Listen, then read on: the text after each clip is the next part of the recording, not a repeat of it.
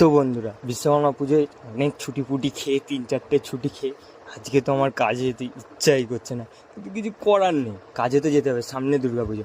তো কাজের সাইডে চলে এসেছি, কাজের সাইডে এসে দেখতেই পাচ্ছ আজকে এইটা পুরো ফ্লোর হবে, প্রায় হাফ মশলা ফসলা মাখানো হয়ে গেছে। আর এবারে বসাবো ফ্লোর, মানে টালিটা।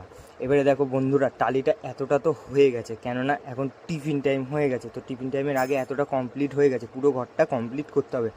মনে হয় না আজকে পুরো ঘরটা কমপ্লিট হবে, যা গরম, বাপরে বাপ। তো তারপরে যাই হোক, এই যে এইটা হলো আমাদের লাস্ট টালি বসানো ঘরে।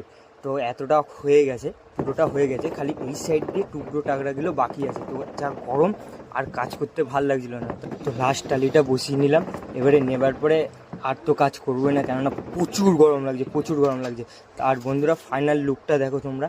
আর যদি আমার ভিডিওগুলো যদি তোমার ভালো লেগে থাকে, লাইক শেয়ার সাবস্ক্রাইব অবশ্যই করে দিও চ্যানেলটা।